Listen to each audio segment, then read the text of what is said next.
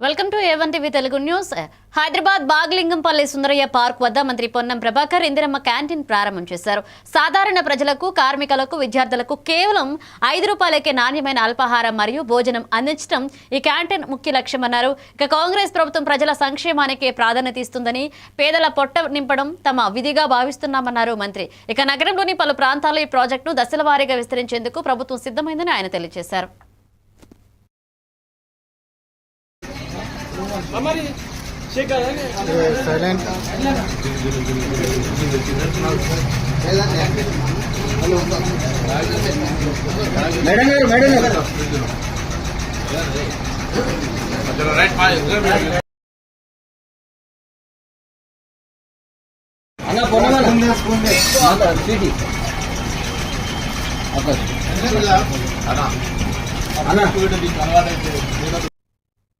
Jubilee Hills MLA Naveen Yadav Hydraa విచారణలో షేక్పేట సక్కుబాయి లేఅవుట్లో చోటు చేసుకున్న భారీ ఆక్రమణలు బయటపడ్డాయి.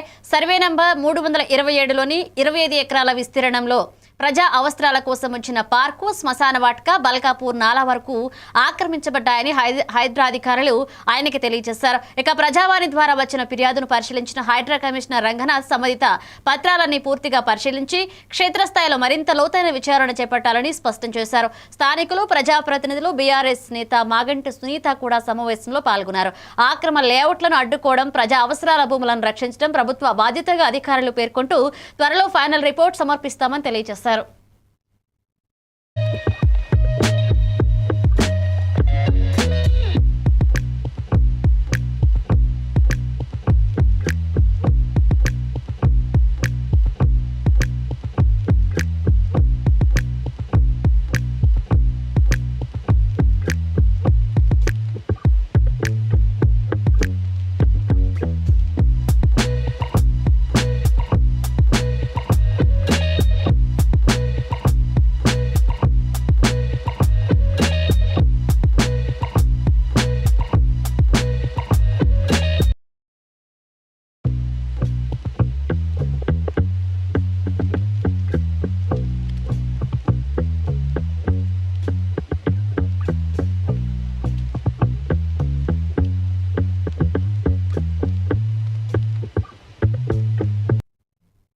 అమరావతిలో బ్యాంకులు, బీమా సంస్థల ప్రధాన కార్యాలయాల నిర్మాణానికి కేంద్ర మంత్రి నిర్మలా సీతారామన్ శంకుస్థాపన చేశారు.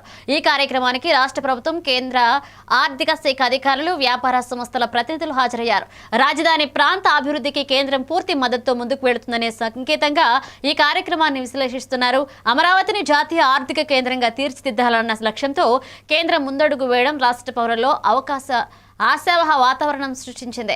ఇక ముఖ్యమంత్రి చంద్రబాబు నాయుడు మంత్రులు ఈ వేడుకలో పాల్గొని అమరావతి అభివృద్ధి మొదటి దశలో ఇది కీలక అడుగు అని పేర్కొన్నారు.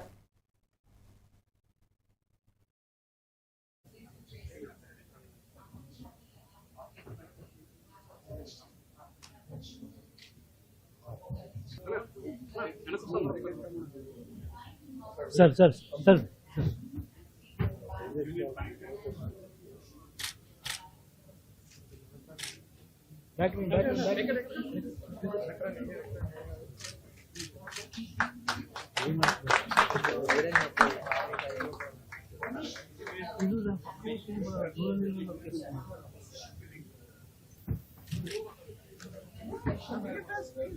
Satish. Sir, hold on, sir.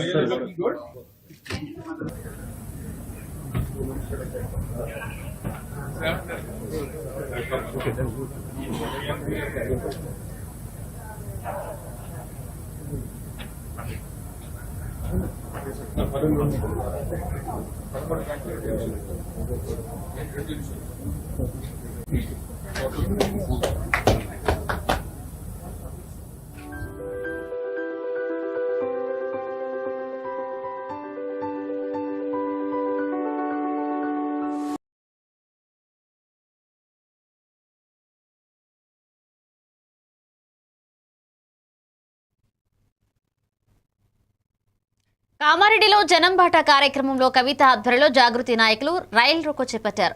బీసీలకు 42% రిజర్వేషన్లు ఇవ్వకుండా కాంగ్రెస్ ప్రభుత్వం మోసం చేస్తుందని ఆరోపిస్తూ రైల్వే ట్రాక్పై బైఠాయించారు. బీసీలకు అన్యాయం చేస్తే కబద్దారంటూ ప్లకార్డులు ప్రదర్శించారు. కామారెడ్డి డిక్లరేషన్ను కాంగ్రెస్ పూర్తిగా విస్మరించిందని, బీసీలకు కుదాల్సిన రాజకీయ భాగస్వామ్యాన్ని హరిస్తుందంటూ కవిత విమర్శించారు. మీరు ఇటు ముందుకు రండి, మీకు చైర్లు వచ్చిన కొద్ది కూర్చోండి దయచేసి. ఇంకా చైర్లు అయినా నిల్చున్నారు కదా ఇద్దరు ముగ్గురు. అందరి ఆకాంక్షలే మాకు పరమావధిగా మేము పనిచేస్తున్న విషయం మీ అందరికీ తెలుసు. తెలంగాణ ఉద్యమం జరిగినటువంటి సందర్భంలో ఉద్యమం కోసం, రాష్ట్ర సాధన కోసం ఏం చేయాలా అని చెప్పి నిరంతరం తప్పించినటువంటి సంస్థ తెలంగాణ జాగృతి సంస్థ. ఆనాడు ఎక్కని కొండలేదు, మొక్కని బండలేదు అన్నట్టు తెలంగాణ ఉద్యమంలో ఎక్కడికి పోయినా రాష్ట్రం రావాలి, తెలంగాణ ప్రజలు బాగుండాలని కోరుకున్నాం. రాష్ట్రం వచ్చిన తర్వాత కూడా అదే అలవాటుగా ఎక్కడికి పోయినా సరే మరి రాష్ట్ర ప్రజలు బాగుండాలి, సుభిక్షంగా ఉండాలి అని చెప్పి మేము చేస్తున్నటువంటి పోరాటాన్ని మీరు గమనిస్తూ ఉన్నారు. అయితే కేవలం సాంస్కృతిక పోరాటమే కాకుండా ప్రతి సందర్భంలో కూడా తెలంగాణ ఉద్యమం అంటేనే రాజకీయంతో ముడిపడి ఉంది కాబట్టి ఆనాడైనా రాజకీయాలు మాట్లాడినాం, ఈనాడైనా రాజకీయాలు మాట్లాడుతున్నాం. ఇది ఒక ప్రజాస్వామిక దేశం భారతదేశం. ఈ భారతదేశంలో ఒక పరిస్థితి మారాలన్నా, ఒక నిర్ణయం తీసుకోవాలన్నా, ఒక మార్పు సమాజంలో రావాలన్నా అది రాజకీయ ప్రక్రియ ద్వారా జరుగుతుందనే విషయం మనందరికీ తెలుసు. కాబట్టి ఆనాటికి ఈనాటికి ఎప్పుడు తెలంగాణ జాగృతి మేము ఒక సంస్థగా ఉన్న రాజకీయాల గురించి మాట్లాడడం, రాజకీయాల్ని ప్రభావితం చేయడం, తద్వారా ప్రజలకు మేలు చేయడం అనేటటువంటి సదుద్దేశంతో మేము పనిచేస్తూ ఉన్నాం. తమ్ముడు ఇక్కడ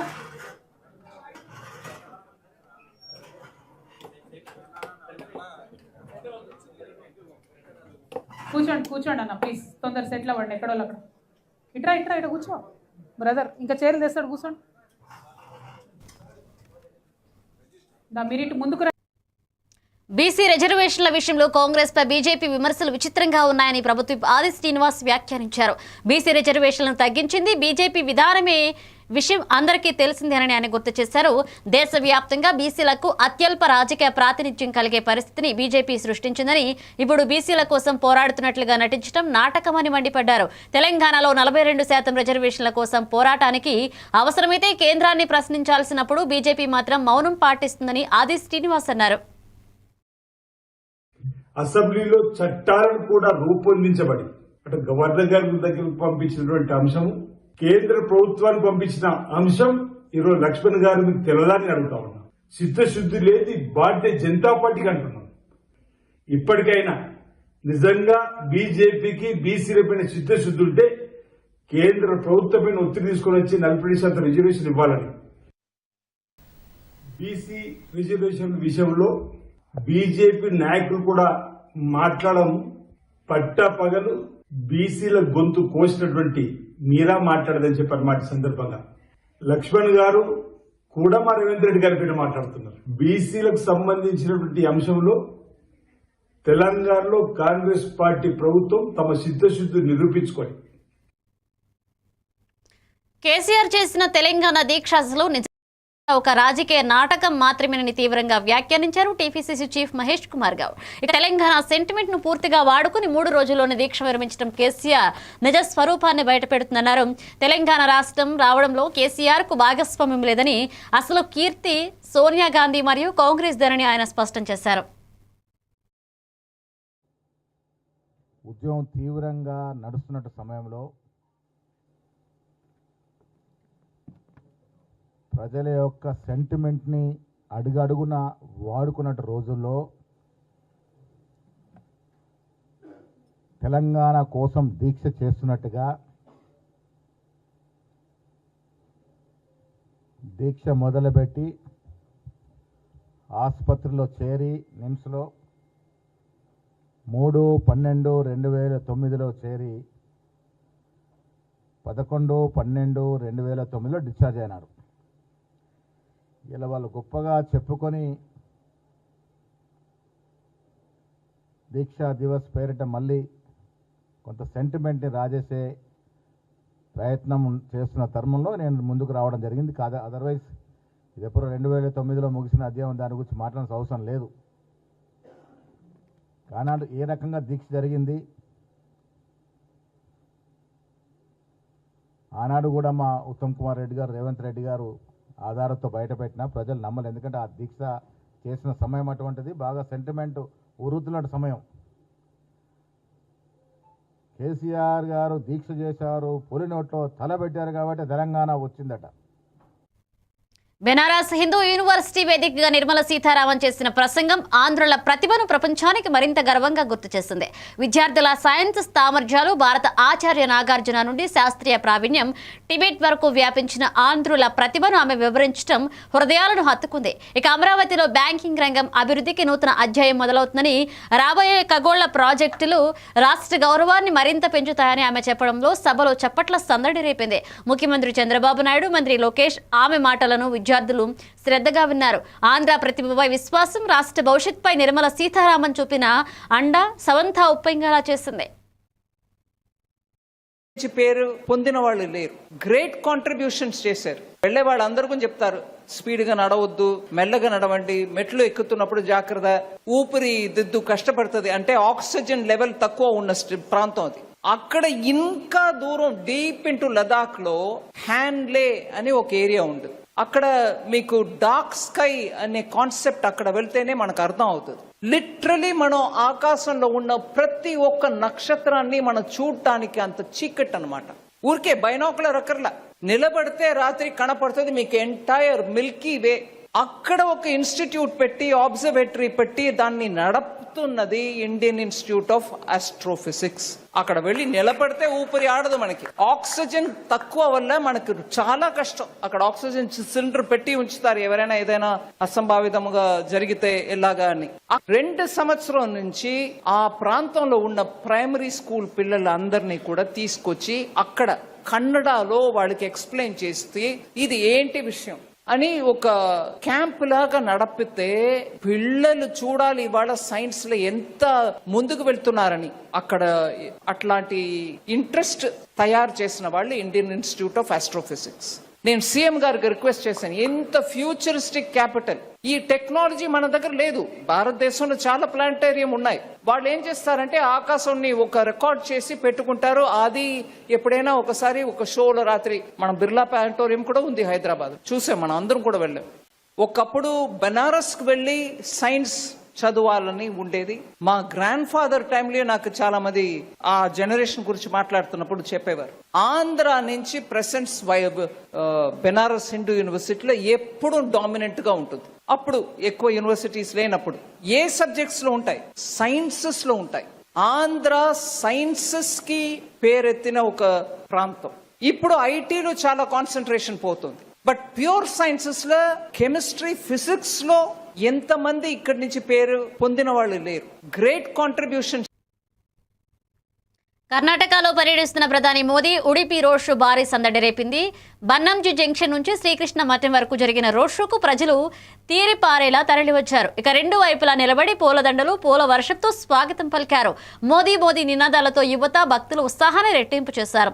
సాంప్రదాయ వాద్యాలు, డోలు తాళాలు రోడ్ షోను పండగ వాతావరణంగా మార్చాయి. ఇక భద్రతా ఏర్పాట్లు ఎంత కఠినంగా ఉన్నా ప్రజల జోష్ మాత్రం తగ్గలేదు. ఎత్తైన భవనాలపై నుంచి కూడా ప్రజలు చేతులు ఊపుతూ ప్రధానికి అభినందనలు తెలియజేస్తారు. మొత్తం నగరమే పండగలా మారింది.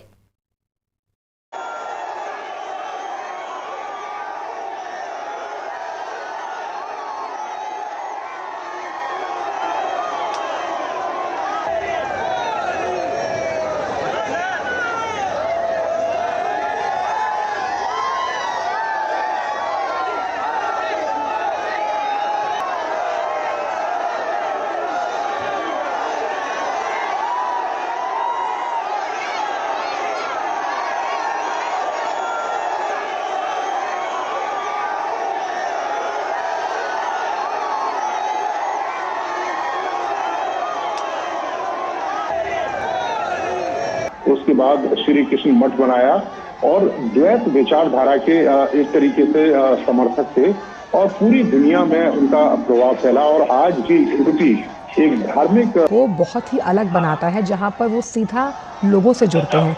और अध्यात्म और संस्कृति के लिहाज से आज का दिन बेहद अहम, जब हम जिस तरह से उडुपी, जिसे आध्यात्मिक नगरी भी कहा जाता है, अनुशासित के साथ साथ ये पूरा वातावरण जो है वो भक्तिमय होता हुआ नजर आ रहा है, जहाँ प्रधानमंत्री को देखने के लिए, उनकी झलक पाने के लिए कई लोगों का हुजूम मौजूद है। देखिए बिल्कुल भक्ति में है और पिछले कई दिनों से भक्ति में है। पूरी उडुपी को आप एक तरीके से देखें कि सजाया जा रहा है और पूरा उडुपी इस समय भक्ति में है, क्योंकि 1 लाख से ज्यादा जो डिवोटीज हैं वो लोग अब मुस्कान और हर्षोल्लासित होकर देख रहे हैं, प्रधानमंत्री भी हाथ हिलाकर अभिवादन करते हुए।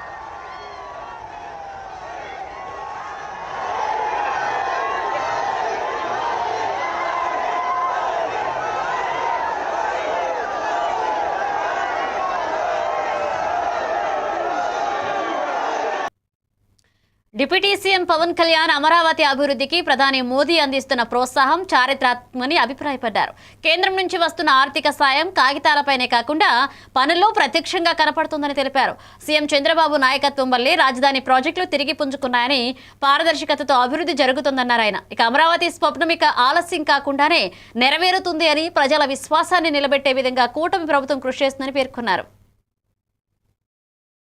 కలాపాలకు మూల స్తంభాలైన బ్యాంకింగ్ వ్యవస్థ కొలువు తీరేందుకు వీలుగా ఏర్పాటు చేసిన ఈ బ్యాంకింగ్ స్ట్రీట్కి పునాది రాయి వేసే బృహత్తర కార్యక్రమంలో విచ్చేసిన గౌరవ కేంద్ర ఆర్థిక మంత్రివర్యులు శ్రీమతి నిర్మలా సీతారామన్ గారికి, గౌరవ ముఖ్యమంత్రులు వర్యులు శ్రీ నారా చంద్రబాబు నాయుడు గారికి, సెంట్రల్ మినిస్టర్ శ్రీ పెమ్మసాని చంద్రశేఖర్ గారికి, సోదరులు నారా లోకేష్ గారికి, ఫైనాన్స్ మినిస్టర్ శ్రీ పయ్యావుల కేశవర్ గారికి, సభను అలంకరించిన గౌరవ సహచర మంత్రివర్యులకి, గౌరవ పార్లమెంట్ సభ్యులకి, గౌరవ శాసన మండలి మరియు శాసనసభ్యులకి, నాయకులకి హృదయపూర్వక ధన్యవాదాలు. You are laying the foundation for financial prosperity in our capital. It is a reaffirmation of the central government's commitment to Andhra Pradesh and a personal endorsement from you and Honorable Prime Minister Sri Narendra Modi ji of our developmental vision.